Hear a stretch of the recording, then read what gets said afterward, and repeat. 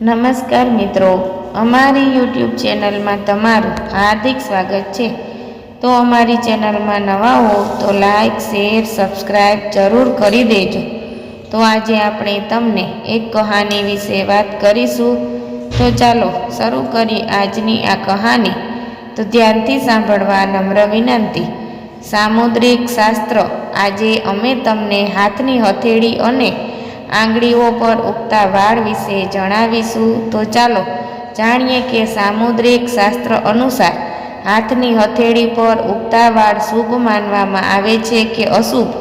ભારતીય સંસ્કૃતિમાં સામુદ્રિક શાસ્ત્રનું વિશેષ સ્થાન છે। તે ફક્ત શરીરની રચના જોવાની રીત નથી, પરંતુ તેના દ્વારા વ્યક્તિના સ્વભાવ, ભવિષ્ય અને ભાગ્યને પણ સમજવામાં આવે છે। સામુદ્રિક શાસ્ત્ર શરીરના દરેક ભાગ, રેખા અને રચનાના આધારે જણાવે છે કે ભવિષ્યમાં જીવન કઈ દિશામાં જશે। પરંતુ શું તમે જાણો છો કે તમારા હાથ પર ઉગતા વાળ પણ તમારા ભવિષ્યના ઘણા રહસ્યો ઉજાગર કરે છે?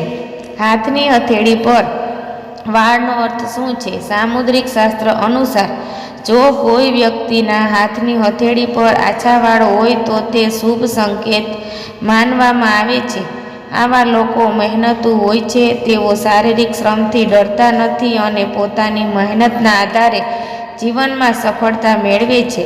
આવા લોકો સખત મહેનતમાં વિશ્વાસ રાખે છે અને પોતાનું ભાગ્ય પોતે બનાવે છે।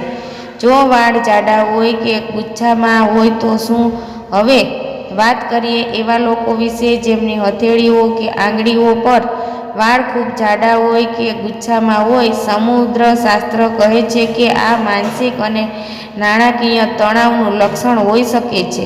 આવા લોકો ગમે તેટલી મહેનત કરે, તેમને હંમેશા સંપત્તિ એકઠી કરવામાં મુશ્કેલીનો સામનો કરવો પડે છે। આ ઉપરાંત આ લોકો ઘણીવાર મૂંઝવણમાં ફસાયેલા રહે છે અને નિર્ણય લેવામાં પણ ખચકાટ અનુભવે છે। તેથી આવા લોકોએ સાવધાન રહેવાની જરૂર છે। શું આંગળીઓ પર વાળ હોવા શુભ છે? જો કોઈ વ્યક્તિની આંગળીઓ પર વાળ ઉગેલા હોય તો તે ખૂબ જ શુભ માનવામાં આવે છે।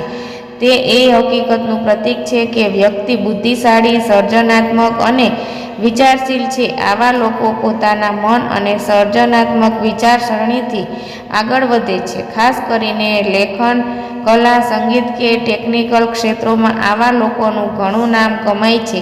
તેમના માટે સખત મહેનત કરતાં વધુ તેમની વિચારસરણી અને કુશળતા સફળતાની સીડી બની જાય છે। ઓછા કે હળવા વાળનો અર્થ જો કોઈના હાથની હથેળી પરના વાળ ઓછા કે ખૂબ જ હળવા હોય તો આવા લોકો સરળતાથી ગભરાતા નથી અને દરેક પરિસ્થિતિમાં સંયમ જાળવી રાખે છે।